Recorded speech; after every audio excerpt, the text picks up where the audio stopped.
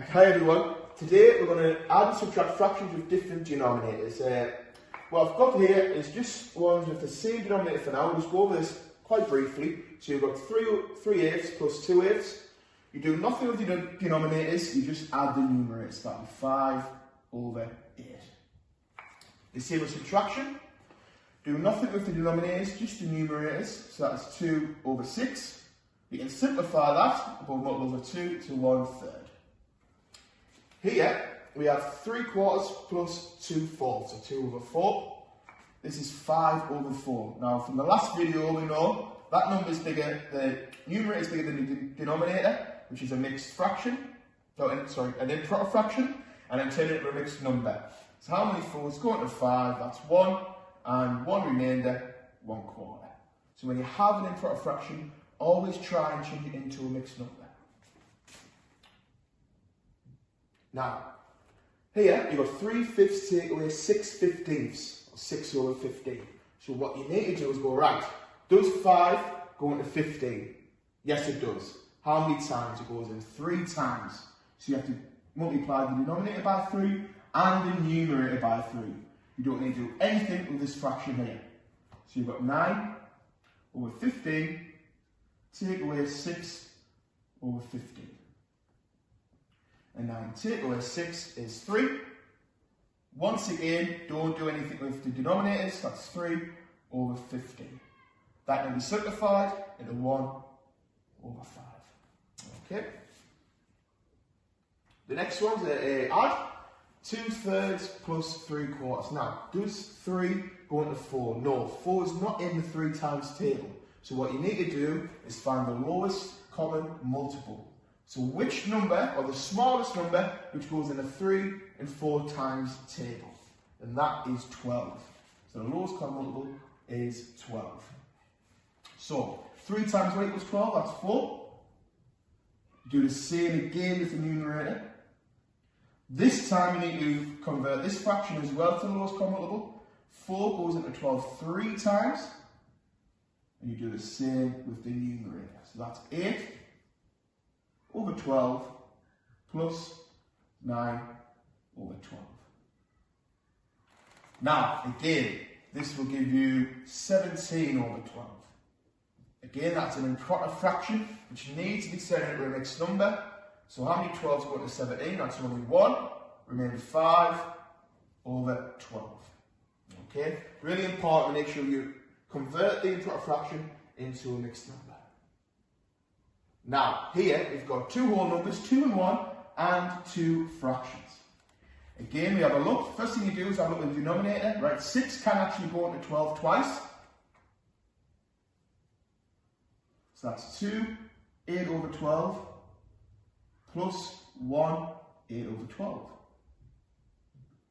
Now, what you do now is you can add the whole numbers together. So 2 and 1 is 3. 8 and 8 is 16/12. Now again, you've got that improper fraction there. So you need to turn that into a mixed number. How many 12s go into 16? That equals 1 4/12. Now the answer won't be 3 and 1 4/12. You will need to add them up together. But again, that's really simple. 3 and 1 is 4 4/12. Okay, you can simplify that into 2/6 or 1/3. So also the 4/12 can be 1/3 as well. Okay, so the answer is 4 and 1/3. The next one here, again, we're going to do it again. This time only 1 whole number. But first and foremost, the denominator is 4, can't go into 6, so you need to find that magic word, the lowest common multiple. What is the lowest number which goes in the 4 and the 6 times table? That again is 12. So you times that by 3, multiply that by 3, multiply this fraction by 2. Always remember to do the same with the numerators as well. So that's 2, 9/12 plus 4/12, which equals, again, whole number, 2, only 1 whole number this time, so we'll just leave that alone. 9 and 4 is 13/12. Once again though, we have that improper fraction. turn it into a mixed number. That is 1 and 1/12. Then you've got to make sure you add the whole numbers together. So 2 and 1 is 3, 3 and 1/12. For subtracting now, can be a little bit trickier. So you've got 2/3, take away the 5, so 2, 2/3 take away 1, 5/6. Now we know 3 goes into 6, so it's a nice easy start. Multiply the 3 by 2 and the 2 by 2, so you've got 2. 4/6, take away 1, 5/6. Now, this is where it gets a little bit trickier, because that numerator is smaller than that numerator you need to borrow off your friend. Your friend will be one of the whole numbers. So that 2 turns into a 1. Now, the whole number represents 6. So you would do 6 add 4, which is 10.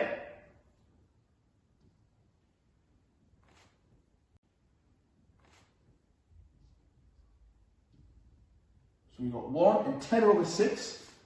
Subtract 1, 5/6. Now 1, take away 1 is 0. So you're going to write 0, but you're going to leave it blank. 10 take away 5 is 5/6. So the answer is 5/6. When you subtract and you convert the denominators, make sure if that number there, that numerator is smaller than that one, you need to borrow from your friend. Okay?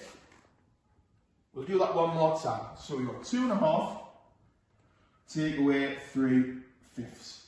So 2 doesn't go into 5, 5 is not in a 2 times table. Again, that magic word, the lowest common multiple. And what is the smallest number in the 2 and 5 times table? That is 10. So you need to times this number by 5. And you need to times this number by 2. Always do the same for the denominator and the numerator. So you've got 2, 5/10, take away 6/10. Now again, it's happened again. Now 5 is smaller than 6, so you need to borrow off your friend. 1 whole represents 10. So you've got 1, 10 add 5 is 15/10, take away 6/10. Now there's no whole number there, so 1 take away 0 is 1. 15 take away 6 is 9/10. So the answer is 1, 9/10. Tricky ones then, but all you've got to do is remember if that number is smaller than that number, you borrow off a friend, you take from the whole number. And there we go, and that is it. So I might do a couple more examples of that later on if people are still a bit confused. But thank you very much for watching. If anyone has any issues, comment on the section below on the YouTube video and I'll be able to get back to you as fast as I can. Thank you.